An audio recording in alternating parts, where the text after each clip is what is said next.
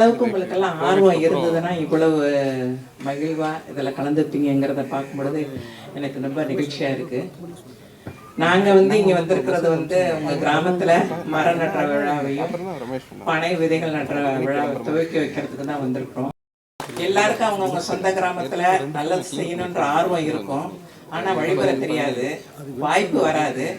வாய்ப்பு இருந்து வழிமுறை தெரிந்து செய்யணுங்கிற எண்ணத்தை எக்ஸிக்யூட் பண்றதுக்கு ஊர் ஒத்துழைப்பு இருக்காது. இங்க எல்லாம் ஒருங்கே அமைஞ்சிருக்கு இந்த ஊர்ல.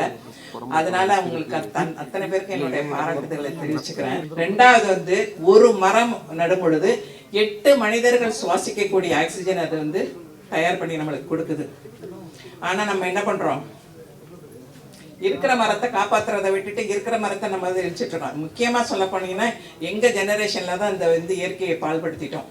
எங்க வசதிகளுக்காக இயற்கையை விட்டு வெகு தொலைவில் போயிட்டோம். வரப்போற ஜெனரேஷனுக்கு இந்த மாதிரி இளம் உயர் அதிகாரிகள்லாம் இந்த ஆர்வமா வர்றதுல எனக்கு ரொம்ப சந்தோஷமா இருக்குங்கய்யா. இவங்களுக்காக இந்த தலைமுறைக்கு எங்களால முடிஞ்சதை ஒரு இயற்கை சுற்றுச்சூழலுக்கு ஒரு பசுமை தரக்கூடியது, தூய்மை தரக்கூடிய ஒரு ஸ்டெப் எடுத்து வைக்கிறது மகோன்னதமான சேவை இந்த பூமிக்கு நாங்க நினைக்கிறோம். எல்லாத்தையும் விட பனை மரம்ங்கிறது மற்ற மரத்துக்கெல்லாம் நடும் பொழுது தண்ணி ஊற்றணும், பாதுகாக்கணும். கொஞ்சம் பீரியட் ஆகுது, அட்லீஸ்ட் ஒரு 6 months ஆகுது. ஆனா பனை மரத்துக்கு மட்டும் தானா விதை போட்டுட்டீங்கன்னா போதும், தானா வளர்ந்துரும். அது வேர் முதல் நுனி வரை நம்மளுக்கு பலன் கொடுக்கக்கூடிய ஒரே மரம் எதுன்னா அது பனை மரம் தான்.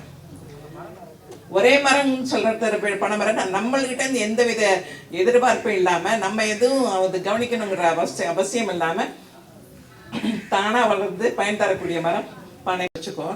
அந்த வேர்கள் ஸ்ட்ரா மாதிரி உள்ளுக்குள்ள இந்த நம்ம உடம்புல எத்தனை ரத்த நாளங்கள் எல்லா இடத்துக்கும் ஒரு பிளட் எடுத்துட்டு போற மாதிரி இந்த பூமியோட ரத்த நாளங்கள் பனை மரத்தோட வேர்னு சொன்னா மிகையாகாது.